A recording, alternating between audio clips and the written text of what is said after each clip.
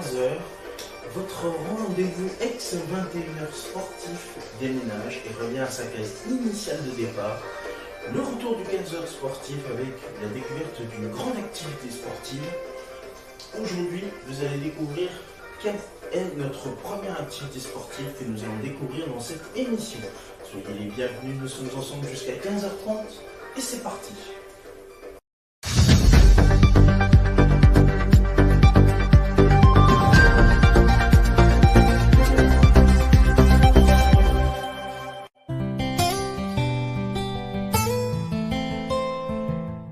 Il arrive assez fréquemment qu'une rivière tourne, imposant ainsi aux pagayeurs un virage forcé.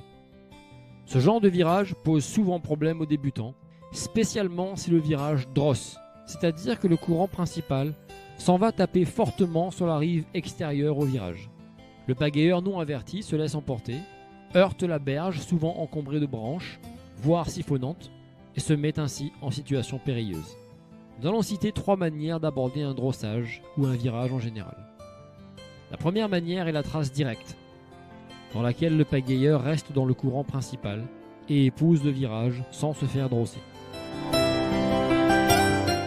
Pour cela, il faut diriger la pointe du bateau vers l'intérieur du virage, position qui permet alors de pagayer plus ou moins vigoureusement pour toujours rester dans l'intérieur du virage. Si l'on est déjà dans le virage et que le bateau n'est pas encore dirigé vers l'intérieur, il faudra impérativement utiliser un appel de l'avant pour orienter le bateau vers l'intérieur. Et surtout pas un écart de l'arrière, comme le font souvent les débutants qui n'ont pas encore intégré l'appel dans leur technique de pagaie.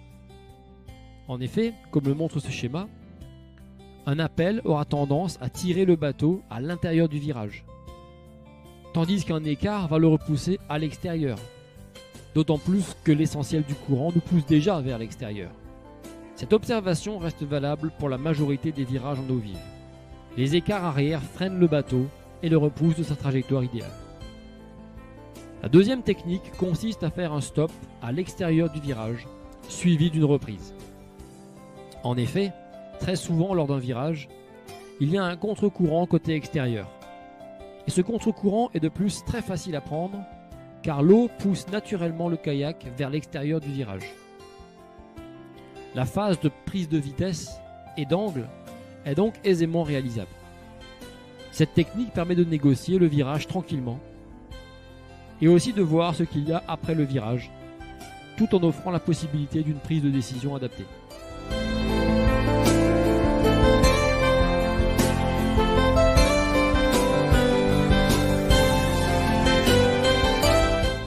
La dernière méthode, qui peut être utile si on n'a pas le temps de réaliser une trace directe, consiste à faire un bac arrière dans le virage. Pour cela, on pointe le bateau vers l'extérieur du virage avec une gîte aval, puis on rétropagaye pour réaliser un bac arrière qui va nous déporter vers l'intérieur du virage. Cette méthode est techniquement plus difficile que les autres, mais se révèle très pratique dans certaines situations. Elle offre également l'avantage de freiner le bateau pour aborder l'après-virage de manière très contrôlée.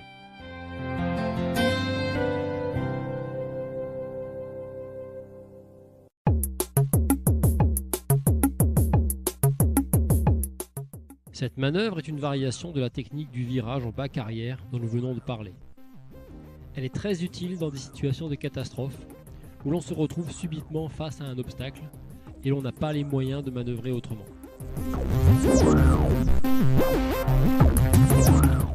Elle est également utile en situation normale si l'on veut se déplacer latéralement sur la rivière tout en gardant le bateau grossièrement dans l'axe du courant. C'est une option lorsque la rivière est très encombrée avec des rochers vicieux à fleur d'eau, afin d'éviter de se cravater dessus en se mettant en travers.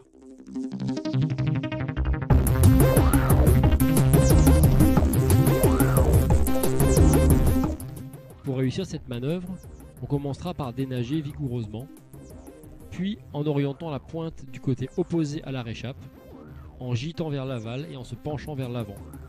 On effectue un bac arrière qui nous décale éventuellement jusque dans un contre.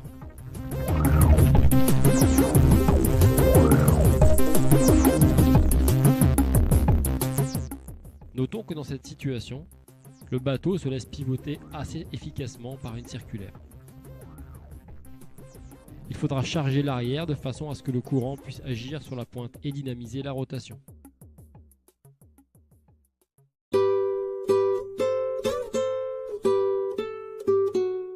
On dit que l'on navigue en vitesse positive lorsque l'eau défile de l'avant vers l'arrière du kayak.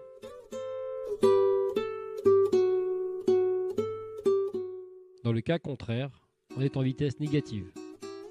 On navigue alors moins vite que le courant. Si le bateau est immobile par rapport à l'eau, on navigue sans vitesse. La vitesse du bateau influence les réactions du kayak, et savoir en tenir compte ouvre les portes d'une navigation plus fine. Pour débuter, le plus simple est de tester sur l'eau plate. Naviguer en vitesse positive revient alors à être en marche avant. Dans ce cas, on remarquera que le bateau sera d'autant plus directeur que l'on se penche en arrière, car les filets d'eau qui défilent de part et d'autre du bateau auront tendance à corriger le moindre écart de direction. Si l'on désire le pivoter, au contraire, la manœuvre la plus efficace est de charger l'avant et d'utiliser une rétrocirculaire, car ceci combine l'action bénéfique des filets d'eau avec une poussée ferme contre le courant. Pour simuler une navigation en vitesse négative sur le plat, il faut aller en marche arrière. Les effets sont transposables de ceux de la marche avant. Le bateau est d'autant plus directeur que l'on s'en penche sur l'avant, tandis qu'un pivot sera effectué par une circulaire en chargeant l'arrière. Ces principes se transposent en eau vive. En général, et plus particulièrement dans les rivières pentues, on navigue à la vitesse du courant, c'est-à-dire sans vitesse, ou même en vitesse légèrement négative, afin de garder le bateau maniable. La vitesse positive est utilisée essentiellement sous la forme de petites accélérations temporaires lorsque l'on veut garder une ligne. Voici quelques situations fréquentes où l'on a une vitesse par rapport au courant. Lorsque l'on rentre dans un contre, on est en vitesse positive. Ainsi, si l'on désire pénétrer le contre sans tourner, il faudra charger l'arrière afin de rendre le bateau directeur. Lorsque l'on surfe une vague, on est en vitesse positive. Ainsi, le spin s'effectue par rétrocirculaire en chargeant l'avant. En bas carrière, on est en vitesse négative. Se pencher en avant rendra le bateau directeur et permet de maintenir l'angle du kayak par rapport au courant.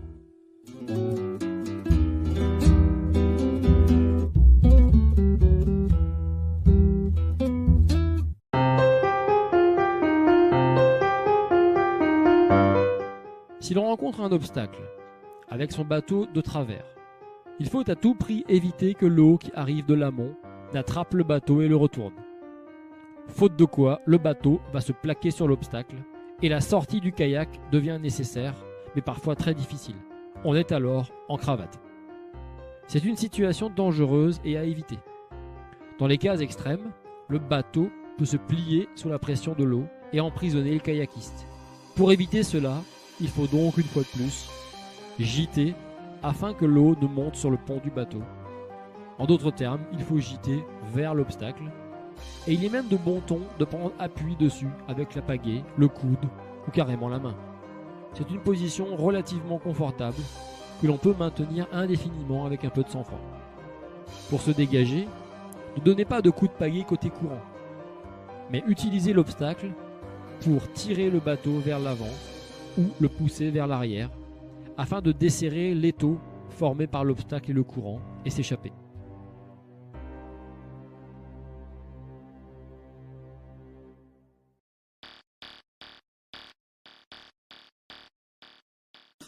Même les meilleurs nagent de temps à autre, et en général cela finit plutôt bien. Mais il faut connaître certains pièges. L'un d'eux est le risque de se coincer le pied ou la jambe dans un obstacle au fond de l'eau. L'eau nous plaque alors le corps et la tête sous l'eau, avec éventuellement impossibilité de se libérer. Il y a alors un très gros risque de noyade. Il faut donc éviter de chercher à prendre pied avant d'être sûr de pouvoir résister au courant. Le plus souvent, on prend donc pied uniquement au bord. La position du nageur est donc sur le dos, les pieds en avant, ce qui permet de repousser les éventuels obstacles et de nager avec les pieds ou les bras vers le bord. Mais si on veut vraiment nager efficacement pour rejoindre définitivement le bord, ou pour éviter un danger, on passe en position ventrale et on crawl.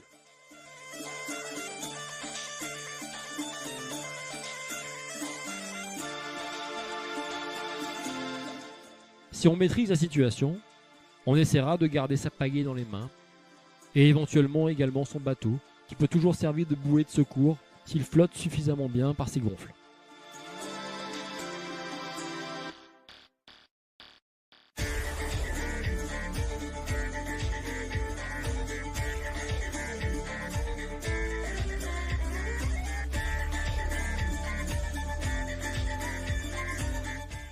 Plutôt que de simplement abandonner sa pagaie, qui est parfois assez difficile à retrouver, on pourra simplement la lancer sur le bord, lorsque la rivière n'est pas trop large, ou alors l'attacher par le mousqueton du lige de remorquage, si votre gilet en possède un. On a ainsi les mains libres pour nager efficacement.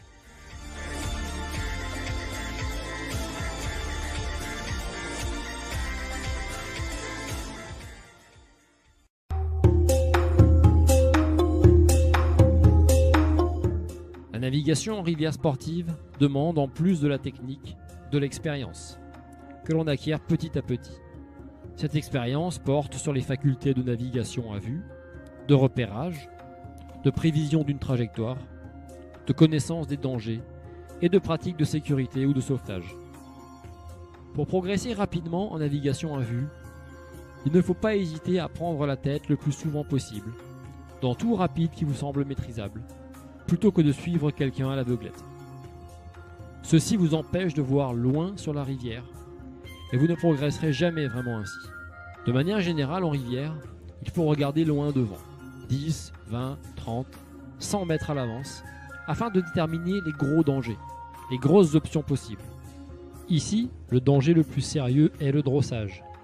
Ensuite, les branches en rive gauche, et c'est en fonction de ces écueils et non des mouvements d'eau annexes comme les deux rouleaux, qu'il faut choisir sa trajectoire.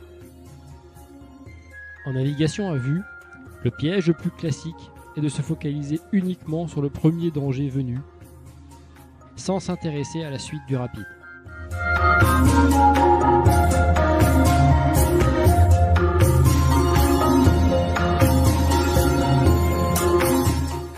Ici, le pagayeur a géré correctement le tronc d'arbre en travers, mais sa trajectoire globale n'est pas adaptée et il se fait surprendre ensuite. Jetez constamment un œil sur chaque rive à la recherche de contres potentiellement intéressants, dont vous pourrez vous servir en cas de mauvaise surprise à l'horizon. Il faut toujours, à tout instant, avoir à sa disposition un moyen de s'arrêter. Dans les rivières calmes, il suffit en général de s'approcher du bord et se freiner en pagayant vers l'amont. Mais en rivière sportive, cela veut dire avoir repéré un contre dans lequel votre niveau technique vous permet d'y réussir un stop. Enfin, au moindre doute, stoppez, débarquez et allez inspecter le passage. Faites-vous votre propre idée, tout en écoutant l'avis de personnes plus expérimentées. Ne vous mettez pas une pression terrible sur les épaules en cogitant pendant une demi-heure sur le fait de passer ou de porter. Cela finit par exaspérer même les équipiers les plus patients. Donnez-vous simplement 2 minutes de réflexion et prenez votre décision en écoutant votre instinct. Enfin, ne comptez que sur vous-même pour vous sortir d'un faux pas, en considérant toute aide extérieure comme un simple bonus éventuel. L'entraide et la sécurité collective sont des aspects importants de la navigation, mais n'en surestimez pas le potentiel. Un rapide dangereux reste dangereux même si une sécurité a été mise en place. Réfléchissez bien avant de franchir un rapide que vous ne franchiriez pas si vous étiez seul. N'oubliez pas que vos camarades ne sont pas infaillibles et que votre sauvetage les mettra également en danger.